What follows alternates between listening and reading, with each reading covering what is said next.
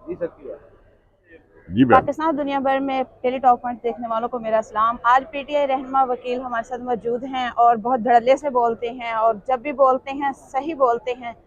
हालांकि ये इस वक्त टारगेट भी हैं। अस्सलाम वालेकुम सर। जी वालेकुम सलाम। सर साइफर का सबसे पहले तज़किरा करते हैं। साइफर केस में क्या हाँ सबको सजा हो पाएगी? देखिए, अगर कानून के तौर पर देखें, कानूनदान की हैसियत से देखें, किसी भी वकील को या किसी भी जज को वो सारा रिकॉर्ड दे दे, उसको सजा नहीं होगी, क्योंकि साइफर ही मौजूद नहीं है फाइल के अंदर। हमने दरखास्तें दी हैं, हाई कोर्ट तक गए कि साइफर तो दो हमें, ना साइफर दिया है ना वो डिमाश दिया है। साइफर क्योंकि शहबाज शरीफ के पास है। आखिरी मीटिंग जो हुई थी सलामती काउंसिल की, उसमें शहबाज शरीफ हेड कर रहा था। साइफर अगर चोरी किया है या छुपाया है तो शहबाज शरीफ ने छुपाया है, इसका जिम्मेदार भी शहबाज शरीफ ही है। ये मैं आपको बता दूं, हमने अदालत में साबित करना है इंशाल्लाह ये साइफर शहबाज शरीफ के पास है।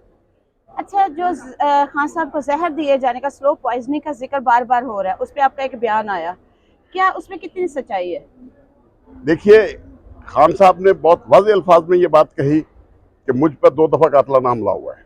एक दफ़ा गोलियां मारी गई, दूसरा जुडिशल कम्प्लेक्स में उन्हें एक बम से उड़ाया जाना था, जो जिसकी मूवीज भी मौजूद हैं। कहते 2 दफ़ा हमला कर चुके हैं। अब जेल के अंदर मुझे हर तरीके से दबाया गया है कि मैं जो है अपना जो है वो मौक़िफ़ बदलूं, लेकिन मैंने मौक़िफ़ नहीं बदलना है। पाकिस्तानी हूँ, पाकिस्तानी ही रहूँगा और पाकिस्तान में ही मरूंगा और कौम के लिए मरूंगा, और कौम के लिए मुझे जेल छोड़ के जितनी भी सख्तियाँ हैं मैं बर्दाश्त करूँगा। और अब कोशिश की जा रही है, जब उनका हर बार नाकाम हो गया है, अब मुझे स्लो पॉइजनिंग के जरिए, ये जिस तरह डीजी रिजवान FIA और मकसूद चपरासी को मरवा दिया था मियाँ साहबान ने, अब उन्होंने की कोशिश ये है कि उसी तरीके से इमरान खान को भी स्लो पॉइजनिंग के जरिए ख़त्म किया जाए। आबिद बाक्सर का एक बयान आया है कि जितने भी टारगेट किलिंग हुई है वो सारे इनकाउंटर जो है शहबाज शरीफ ने कराए। क्या उसके साथ क्या होने वाला है आबिद बाक्सर के साथ? देखिए, जहां तक इनकाउंटर मैंने खुद केस किए हैं, एक केस में शहबाज शरीफ को 2008 तक पता होगा, इलेक्शन में नाहल भी इसी वजह से हुआ था कि 5 मासूम बच्चे इसने कत्ल करवाए थे, और उसका वो गवाह है आबिद बॉक्सर, जिसके सामने कत्ल हुए थे। तो इसलिए आबिद, हर उस बंदे पे सख्त, सिर्फ आबिद बॉक्सर पे सख्ती नहीं है। आप देख नहीं रहे कि यहाँ पे क्या इस मुल्क के अंदर लाकानूनियत है?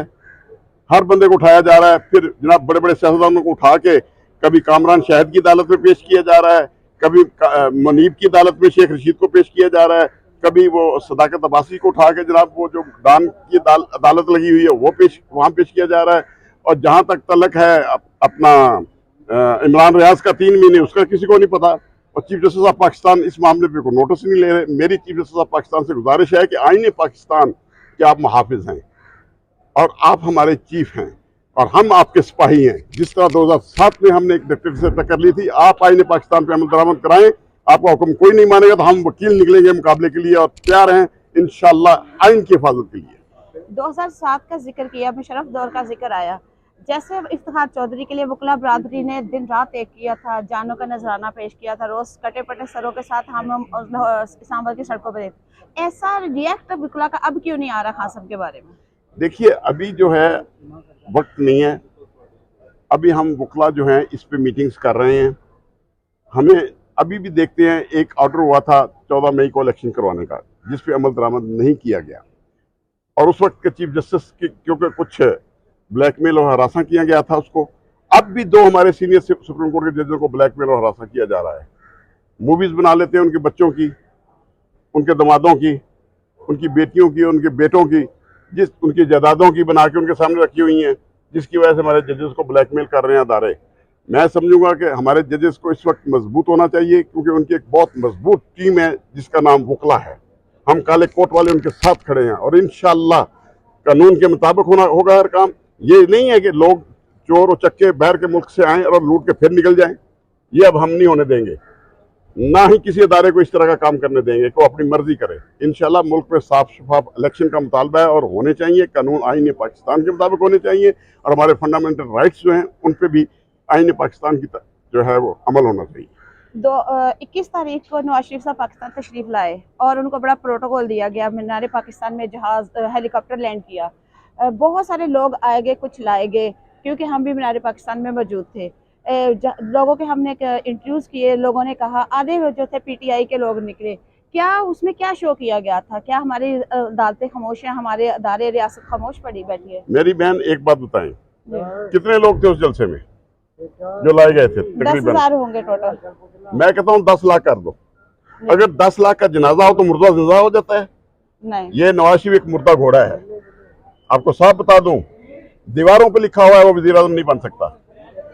अगर अभी तक वॉल्यूम 10 पनामा लीक का नहीं खुला, उसके अंदर क्या है, एक दिन ओपन कोर्ट में ख्वाजा हारिस को दिखाया गया कि ये पेज पढ़ लो जरा, इसराइल और भारत से जो इनके ताल्लुकात हैं, नवाज शरीफ वगैरह के, कश्मीर पे सौदे कर रहे थे ये लोग।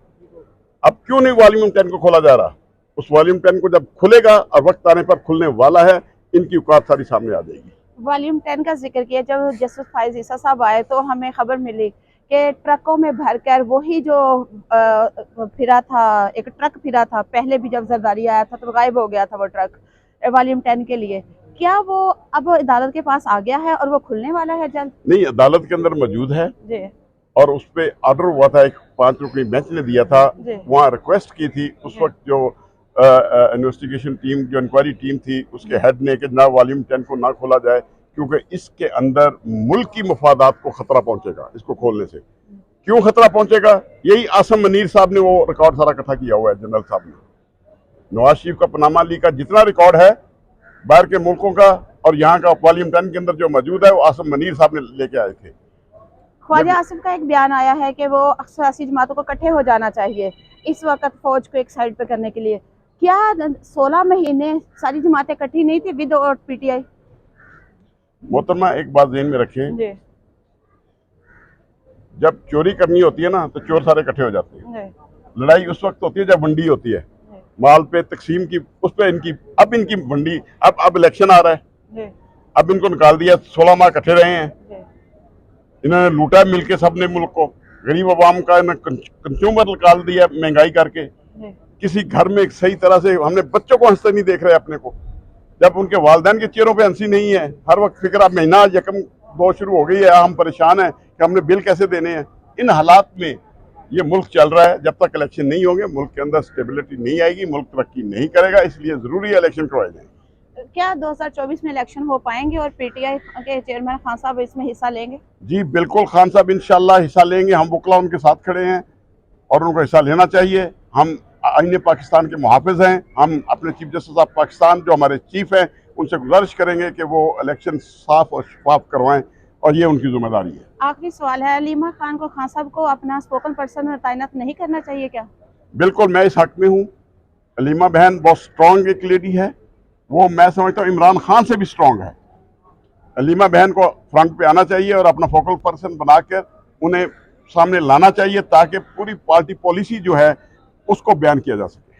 पार्टी, पीटीआई पार्टी को सेफ रखने के लिए अलीमा खान का किरदार होना बहुत जरूरी है ना? जी बहुत जरूरी है अलीमा खान का एक्टिव होना, और मैं भी कोशिश करूंगा अपनी बहन से जाके कि बहन आए इस पार्टी को संभालें, क्योंकि इस वक्त जितनी दहशत खौफ लोगों के अंदर फैला हुआ है, खुद इमरान खान साहब ने अपने लीडरान को कहा हुआ है कि भाई जो जहां जहां छुपा है छुपा रहे, इंशाल्लाह वक्त आने वाला है, अच्छा वक्त आने वाला है, फिर सब आ जाएंगे।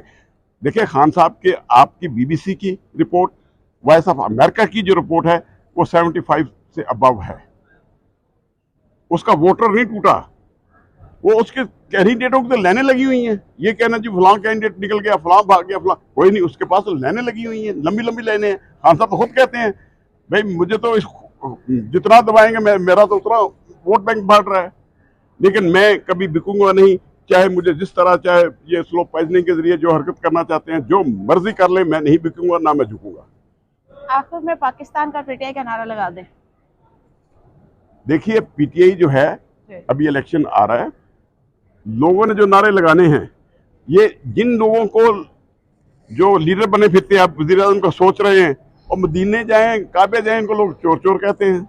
इन्हें कहना जरा हाल रोड पे आए ना, जरा या अनारकली में आए, जरा लोगों के पास सामने जाके दिखाएं, आम मजदूरों के सामने आए ना ये लोग, ये लीडर हैं, तो फिर देखना लोग इन्हें जूतों के हाथ ना पहनाए, तो फिर कहना आज मैं आपके प्रोग्राम में कह रहा हूँ, दीवार पे लिखा हुआ है नवाज शरीफ वज़ीर आज़म नहीं बन सकता।